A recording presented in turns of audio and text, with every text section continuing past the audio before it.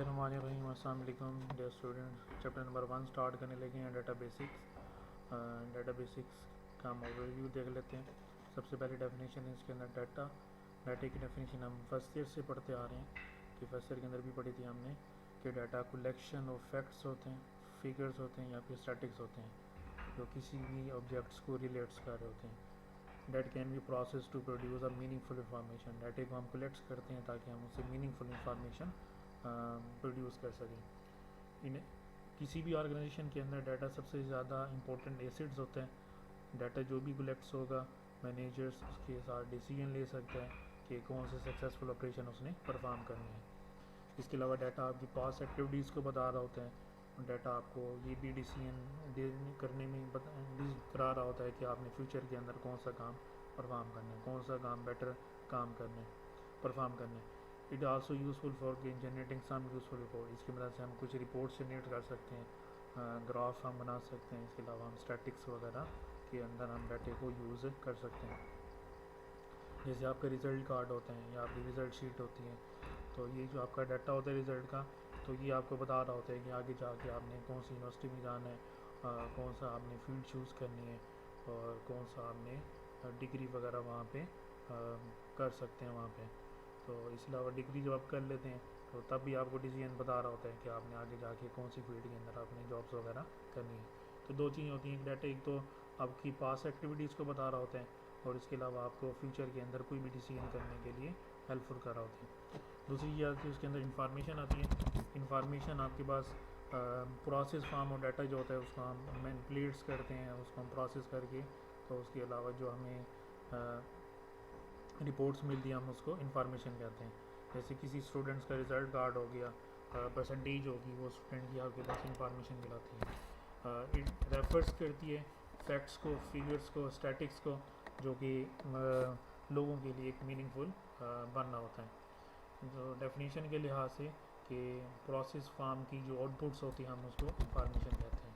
डाटे को हम इनपुट्स के तौर पे ले रहे होते हैं और हम जो इंफॉर्मेशन होती है हम उसको आउटपुट्स के तौर पे हम यूज़ कर रहे होते हैं। उसके बाद हम ऑपरेशंस देखते हैं और डाटा प्रोसेसिंग की, कि जब हम डाटे को इंफॉर्मेशन में हम कन्वर्ट्स करते हैं तो उसके बाद हम कौन कौन से ऑपरेशन वहाँ पे अप्लाई करते हैं। Manipulation of data after capturing from different sources. डाटे की हम मैनिपुलेशन करते हैं जब हम डाटे को डिफरेंट सोर्सेज से हम कलेक्ट कर लेते हैं ताकि हम ऑब्जेक्ट्स वगैरह को हम अचीव कर सकें जो कि हमने ऑपरेशन से हमने परफॉर्म किए होते हैं, या हम कोई भी रिज़ल्ट उससे हम रिसीव कर सकें।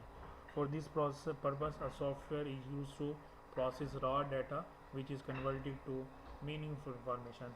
इस प्रोसेस के लिए आपके पास जो सॉफ्टवेयर होते हैं वो यूज़ होते हैं जो रॉ डाटे को, हमने पढ़ा था कि जो डाटा होता है वो रॉ फैक्ट्स होते हैं, इस रॉ डाटे को मीनिंगफुल इंफॉर्मेशन के अंदर कन्वर्ट्स करते हैं। कन्वर्ट्स कौन करेगा? सॉफ्टवेयर क्या करेगा? कन्वर्ट्स करेगा। Series of action operation are perform on raw data to achieve some output result, कि हम उसके अंदर सीरीज़ ऑफ एक्शन या ऑपरेशन परफॉर्म करते हैं ताकि हम रॉ डाटे को हम आउटपुट्स के अंदर या रिजल्ट्स के अंदर हम कन्वर्ट्स कर सकें या अचीव कर सकें।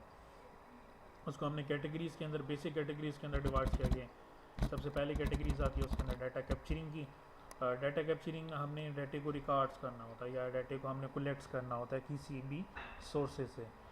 सिंपल बेसिस में हम कह सकते हैं कि किसी भी सोर्सेज से हम जब डाटा कलेक्ट कर रहे होते हैं या रिकॉर्ड्स कर रहे होते हैं उसको हम डाटा कैप्चरिंग कहते हैं। जैसे हम स्टूडेंट्स का डाटा हम कलेक्ट कर रहे होते हैं तो स्टूडेंट्स के डाटे में हम अल्फ़ाबेटिक्स फॉर्म में भी ले सकते हैं, उसको न्यूमेरिक फॉर्म में भी आ जाते हैं, उसकी पिक्चर्स वगैरह भी ले रहे होते हैं।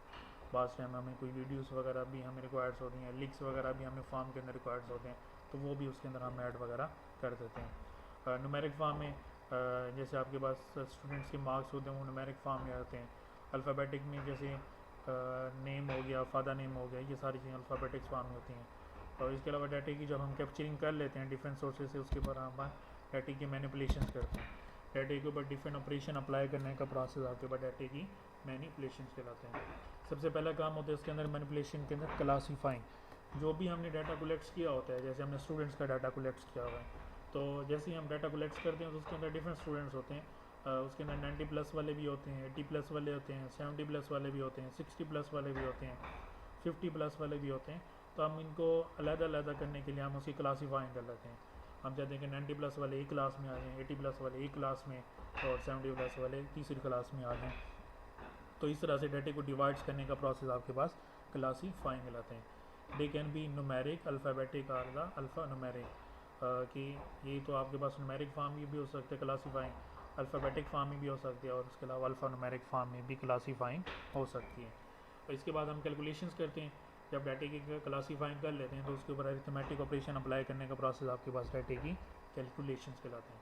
अरिथमेटिक जैसे प्लस का हो गया, माइनस का हो गया, मल्टीप्लिकेशन का हो गया और डिवीजन का, इस तरह के जब हम ऑपरेशन अप्लाई करते हैं तो इसको हम क्या कहते हैं, डाटे की कैलकुलेशंस कहते हैं। सॉर्टिंग का आ गया, और डाटे के ऊपर जब हम लॉजिकल सीक्वेंस अप्लाई करते हैं, यानी कि हम उसको न्यूमेरिकल बेसिस पे अरेंज करते हैं या फिर हम उसको अल्फ़ाबेटिक बेसिस पे हम अरेंज करते हैं, तो इनको सॉर्टिंग कहते हैं। सॉर्टिंग हमने चैप्टर नंबर 9 के अंदर फर्स्ट ईयर के अंदर पढ़ा था कि असेंडिंग सॉर्टिंग होती है, उसके अलावा डिसेंडिंग सॉर्टिंग होती है।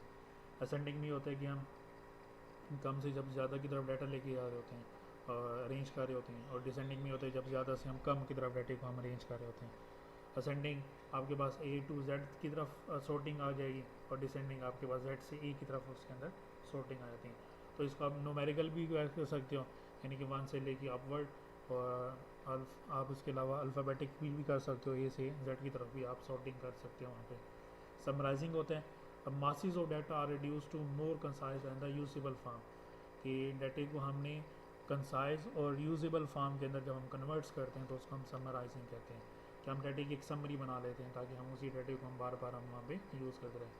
जैसे आपकी क्लास के अंदर रजिस्टर के अंदर डाटा होता है, वो एक समरी होती है, क्योंकि वो डेली यूजेस पे यूज़ होना होता है, तो हम उसकी समरी बना लेते हैं ताकि हम उसको डेली बेसिस पे हम वहाँ पे यूज़ कर सकें। जब डाटे के ऊपर मैनिपुलेशन कर लेते हैं तो उसके बाद होते हैं आउटपुट रिजल्ट्स होते हैं, डाटे के हम आउटपुट रिजल्ट्स लेते हैं। Once the data is captured and manipulated, it may be storing and retrieval. पहला काम होता है डाटे को हम स्टोर करते हैं, फिर हम उसको रिट्राइव करते हैं। डाटे को किसी भी स्कैंडिस सॉरी मीडिया के ऊपर जाके स्टोर करने का प्रोसेस स्टोरिंग कहलाते हैं, और वहाँ से जब हम वापस लेकर आ रहे होते हैं प्रोसेसिंग के लिए तो हम उसको रिट्राइवल करते हैं।